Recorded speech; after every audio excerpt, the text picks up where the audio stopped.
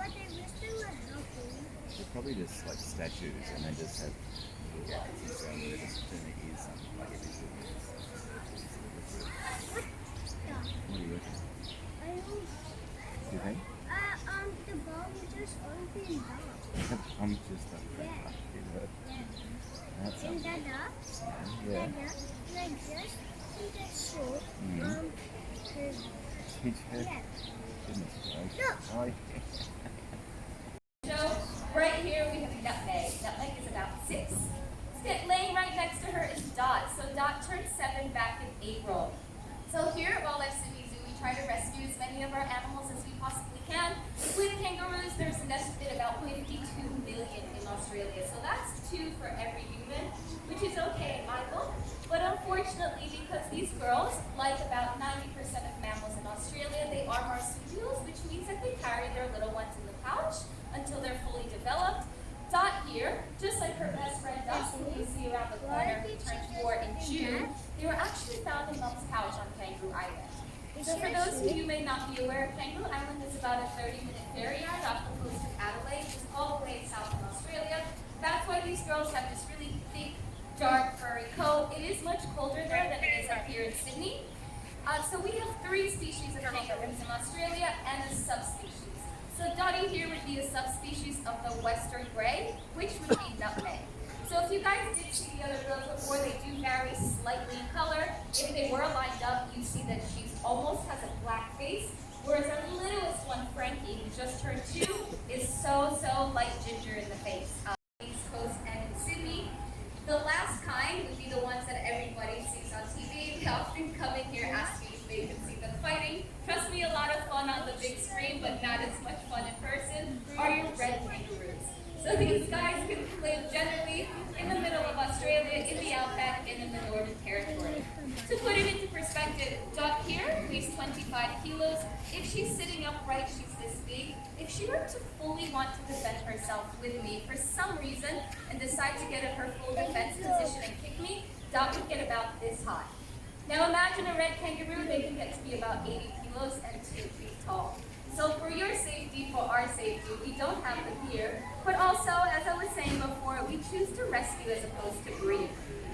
This will take me into what I like to call a few of our superpowers. I'll leave you with just 4 to send you home to think a little bit about, and trust me, I say this every day and my mind is always blown. So these girls can have up to 3 joeys a year. So if we had 1 male, we would have 18 joeys, because who you may have seen earlier, we have Nutmeg, Dot, Kirby, who's 5.5, her sister Julie, who turned 8 in January. We have Ness in the back, and little Frankie, who I like to call Frankfurt, because that little one eats all day long. Little one has gained 2 kilos in about a week. So these girls, the reason we can have 18 joeys a year with just 1 male is that by having 3 joeys a year, what I mean by that is that these little joeys are born the size of jelly beans. So all you moms out there, even dads, their pregnancy is only 28 days. So after 28 days, out pops this little thing, very cute. It only has a nose, a mouth, and 2 little stubs. What that little joey does is it goes from the cloaca, goes inside the pouch, there it attaches onto a teat for the next 6.5 months. If you guys have the chance, I would highly recommend looking it up. Many people have actually caught this on camera, and it's an incredible thing to see. You'll notice that their ears actually turn in different directions. So much to contrary belief, kangaroos cannot hold backwards. So much like the Australian flag. I used to say this when I arrived from Brazil 2 years ago, and then I finally looked it up, and thank God I was right. So much like the coat of arms of Australia, so the emu and the kangaroo are represented on the flag. That's because those 2 animals can actually not walk backwards. They're always going forward and progressing forward, just like Australia. So what you can see, Dottie's ears is moving. Right now, she's very relaxed. This is what kangaroos would normally be doing in the wild. If they were running around and back and forth, that means that they were stressed. But if they were what we call vigilant, and as you can see, if there is a little bit of noise, their ears can turn completely opposite, so have an incredible sense of hearing, which is actually really good, but it also actually contributes to the fact that when we're driving on the roads at night in Australia, they can hear anything. So as strong as these little ones are, they're actually very delicate. So what they do is if they get startled, let's say they're close to a road, they hear a noise, they see a car, they just simply take off. And that's where unfortunately a lot of these little ones can get hit by cars. What we say is if you do see an animal on the side of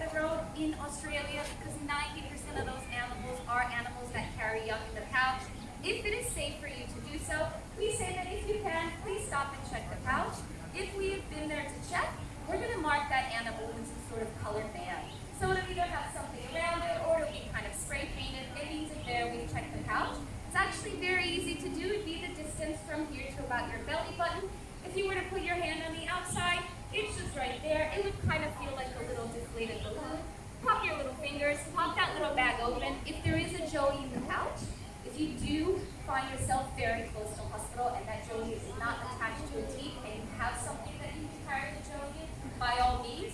But more often than not, that joey is still sucking on milk. Best thing you can do is call wildlife rescue.